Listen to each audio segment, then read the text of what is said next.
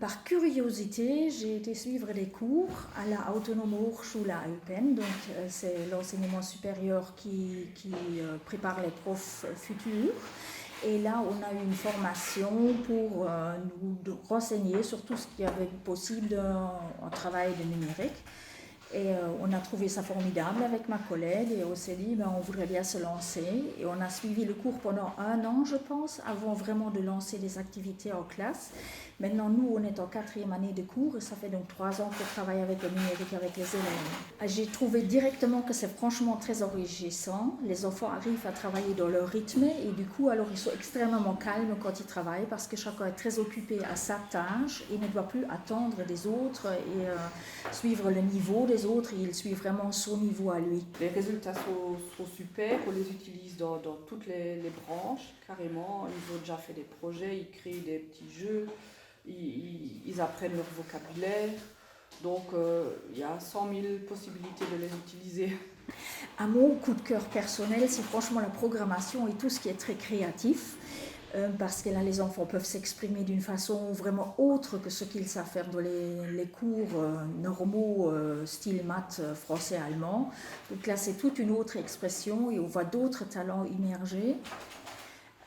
Et des fois, c'est extrêmement étonnant que la petite fille qu'on dirait, oh, mais elle joue peut-être encore avec les poupées, elle va avoir des idées extrêmement créatives de la programmation. Pour faire de la programmation, on travaille sur 3 thèmes différents. On fait du langage de programmation, c'est ce que moi j'ai fait aujourd'hui. On a fait la comparaison entre l'allemand, où on a différents types de mots, les noms, les verbes et les adjectifs. Et qu'en informatique, on a des différents types de data. Et alors là, il devait faire la différence, qu'est-ce qui est quoi pour mon ordinateur. On fait aussi de la programmation réelle avec des robots. On a des robots que les enfants doivent programmer soit manuellement ou vraiment par iPad. Ils savent quel chemin qu'ils doivent programmer. Ils le programment sur leur iPad et après ils testent sur le robot si le robot fait bien ce qu'eux ils ont programmé.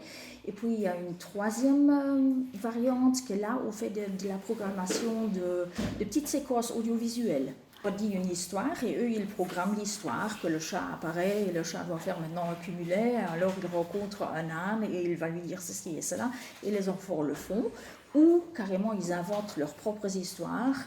Ils sont émerveillés, le retour est toujours que quand est-ce qu'on va encore faire de la programmation, madame?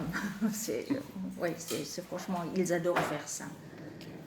On a plusieurs applications qu'on aime bien faire et on est même arrivé à faire un plan de semaine pour les enfants où on peut presque oublier les feuilles et où les enfants travaillent quasiment uniquement aux iPads et chacun peut travailler d'après ses centres d'intérêt. Étant donné qu'on a une école germanophone, on se sert aussi d'assez bien d'applications germanophones. Et on a une application qui couvre quasiment tous les cours. Ça s'appelle Anton. Et les enfants, ils travaillent aussi, ils travaillent les mathématiques, ils travaillent l'allemand, ils travaillent l'éveil. Ils peuvent même faire de l'art sur l'application et ils adorent faire ça aussi. Et on peut toujours faire entrer cette application dans notre cours pour les plus rapides, pour les moins rapides, je veux dire pour ceux qui ont encore besoin d'exercices supplémentaires, etc. Et ils adorent vraiment. Le numérique change que des fois je me trouve au pied d'égalité avec mes élèves. Les élèves découvrent, je découvre et on s'enrichit l'un l'autre pour avancer et ce sont des découvertes merveilleuses. Je suis plus à la découverte que dans l'enseignement de quelque chose que moi je connais et les élèves ne connaissent pas. On découvre ensemble et on s'enrichit l'un l'autre.